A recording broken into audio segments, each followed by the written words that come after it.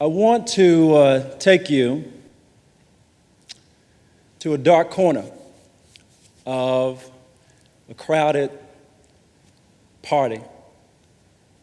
On a late night, an early, miserable winter in Cambridge, Massachusetts. To a conversation between four friends in our first year at Harvard Business School.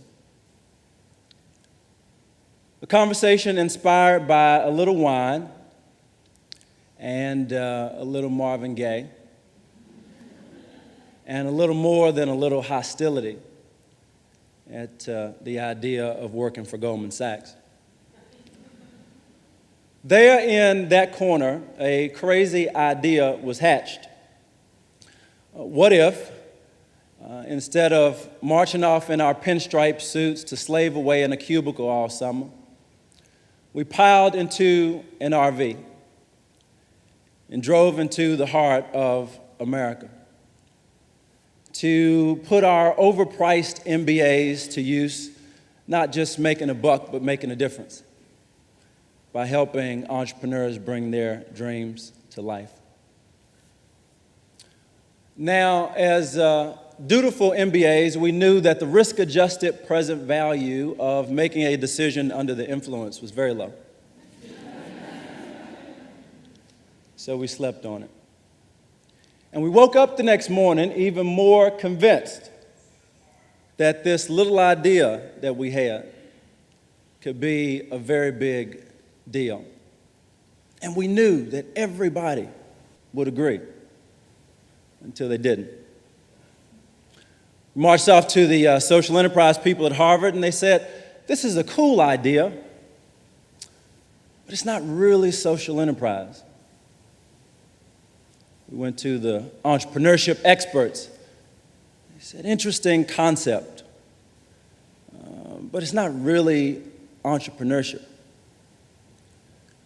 We went finally to the dean himself, found him seated, very solemn, cashmere scarf, mahogany paneled room. And he turned to us and he said, "Fascinating notion, but we just don't have any money."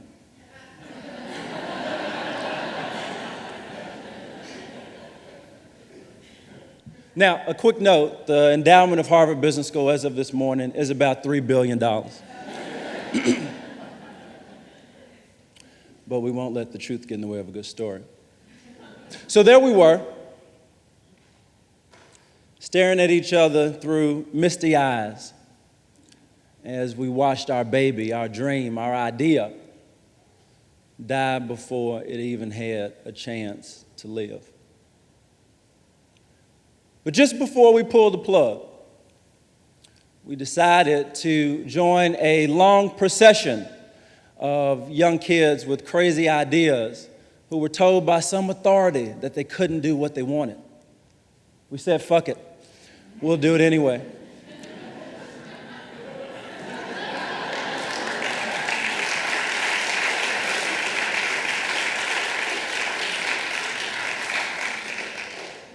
So we crowdfunded about $13,000 from friends and strangers. A lady even sent us 15 pounds of cookies, which were very helpful while we were out on the road. We drove two of our cars when we couldn't afford an RV, and we named one of them R and the other one V, and we tell the press that we had RV as we drove from town to town. We gave up on our dreams of staying in a fancy hotel, instead deciding to camp in a cow pasture in rural Montana when we got there. And in the process, we learned the first rule in the new playbook for change that I'd like to share with you today. The hierarchy is dead.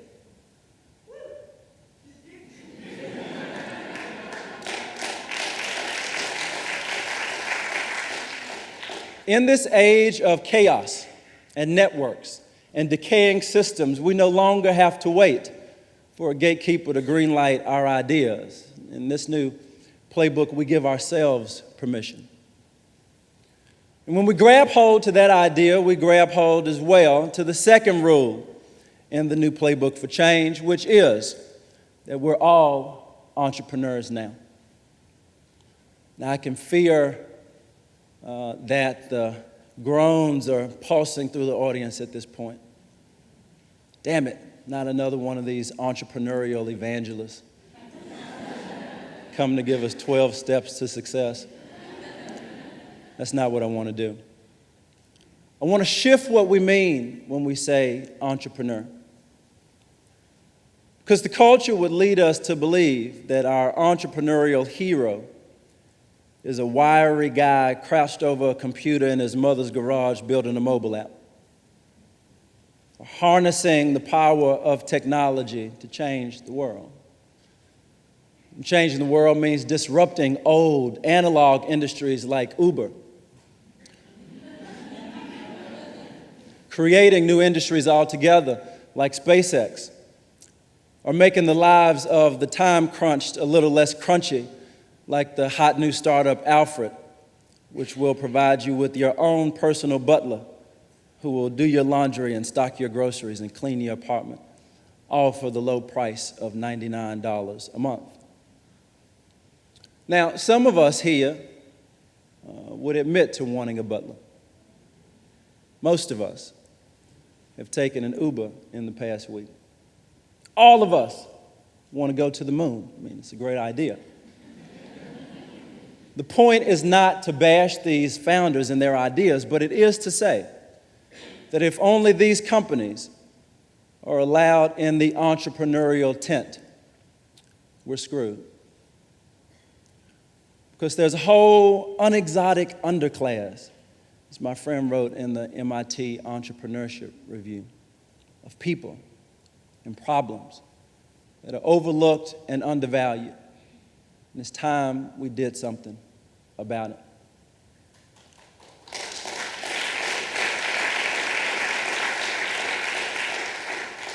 So I want us to be entrepreneurs in the way that Yvon Chouinard, the founder of Patagonia, describes.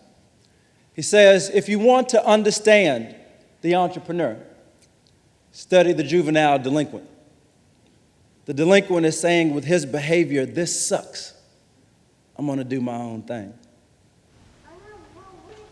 Exactly.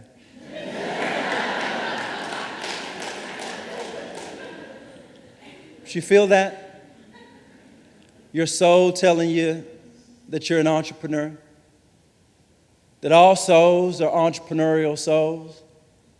That same soul that drove the pilgrims to come to these shores, that drove the pioneers to go west, that drove Coltrane and Monk to take their pain and their genius and create a new art form, that drove you to take your pain and your genius and come to Creative Mornings. And you came, perhaps, to get a tool to spark a revolution. You wanted to know the how and the what like the back of your hand. But what I found on my journey is that it's not the what or the how, but it's the why that is at the heart of creative entrepreneurs. It's the why that sparks the revolution. The third and final rule in the new playbook for change is that purpose is the new bottom line. On this journey to why, we found Dave Schiff, who looks like Voldemort in this slide, in Boulder, Colorado. Dave is a tattoo designer that jumped off the world's largest financial cliff to leave a legendary creative agency and found the Made movement, an agency dedicated not just to selling more stuff, but to sparking a resurgence in American manufacturing. And Dave gave us a piece of wisdom that shapes the very core of our work. He said, there's no line item on a balance sheet for give a damn, but it's the most valuable thing you've got in the business. And he was right. On the journey to why, we found Sarah Calhoun in White Sulphur Springs, Montana, population 900. Now, White Sulphur has gravel roads and one theater that shows one film on one day a week. But that didn't stop Sarah from launching Red Ant's Pants there, a brand that makes workwear for women who get real things done, like putting out forest fires and tending to cattle ranches. And I said, Sarah, why do you do this? And she said, when a woman puts on a pair of our pants, she's not just putting on canvas, she's putting on a new identity. It makes her bigger and better and stronger. That's a why worth fighting for. And on this journey to why, we found Kirk Mays in Detroit, Michigan, the week before the city went bankrupt. Kirk drove us through a neighborhood called Brightmoor, which had been named the worst in the city, that the mayor himself said should be wiped off the map. But Kirk had decided to dedicate his life to saving it. And as we drove through this neighborhood, I said, Kirk, why in the world would you do this? And he stopped right there in the middle of the street. And he turned and he said, if you took the blood from my body and projected it as an image on a screen, it would be this city, and it would be this work. So I couldn't stop it if I tried. And right there, those words put tears in my eyes, and they put a fire in my belly, because I had also been on my own journey to why. It is a journey that began when I was 12. And I went home from school one day. My grandmother sat me down. She told me that my mother, who was my best friend and who suffered from mental illness, had disappeared from a rehab facility. And that day turned into a week, and a month, and a year, and almost a decade, when I didn't know whether my mother was alive or dead. And she'd always been my dream defender. I'd sit on the floor of the restroom while she put on her makeup, and I'd tell her about all my grand plans. I'd say, Mama, I want to be a firefighter. She'd say, sure, baby, you can do that. I'd come back a few weeks later and say, Mama, I want to be a chef like Julia Child. And she'd say, yeah, baby, you can do that too. I'd come back a month or so later and say, Mama, I want to be Martin Luther King. And she'd say, well, baby, that's not a job. But I'm sure you can do it. So when she left, she took my dreams right on with her. But just before I gave up,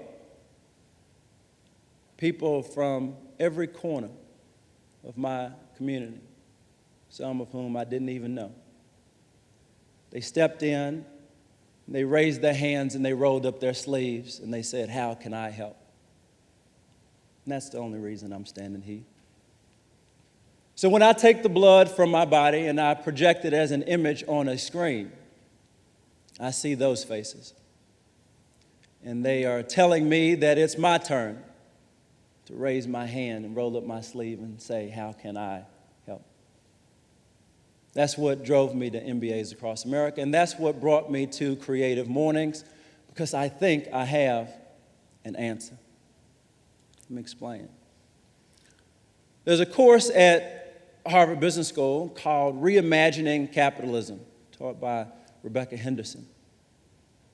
And the very fact that a course called Reimagining Capitalism is being taught at Harvard Business School means that we live in revolutionary times.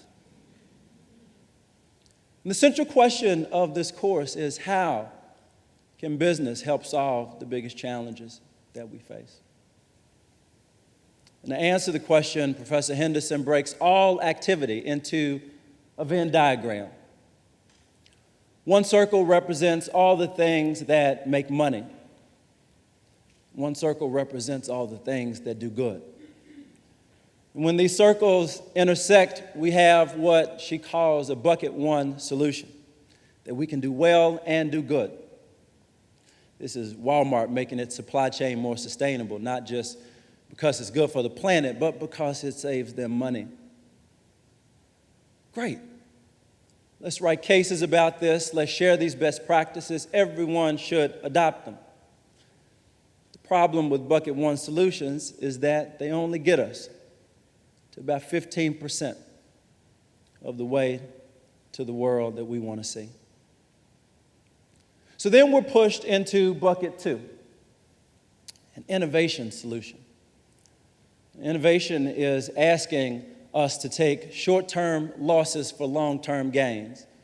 This is Paul Pullman at Unilever or Elon Musk at Tesla. Leaders who say, I'll take the risk and I'll take the lead because I'm betting on the future. Great. Let's highlight their work. Let's hope it inspires other people to follow.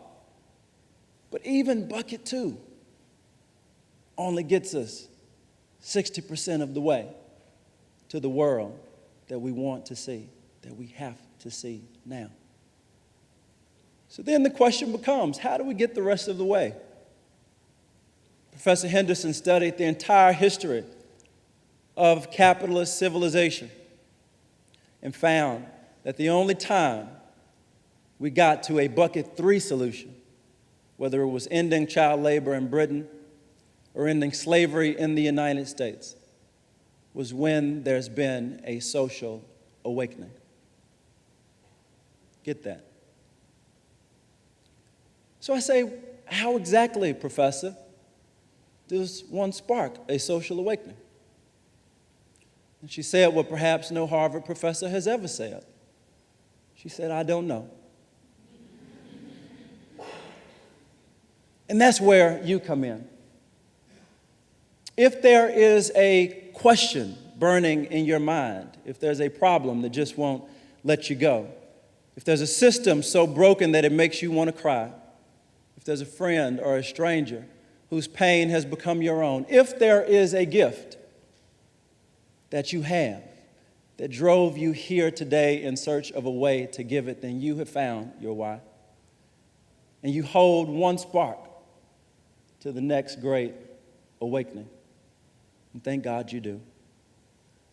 Because I believe in the very core of my being that Baltimore will not sleep, and Charleston will not heal. And the seas will not stop rising, and the poor and the weak will not get a fair shot until a dying world is shaken from its slumber. And creatives, at your best, you do just that. You wake us up. You lift our eyes and our collective consciousness to a horizon of hope that in far too many places in this country and around the world seems far beyond our view. I believe that horizon is there. It is real. It is ours for the taking. So let's get to work.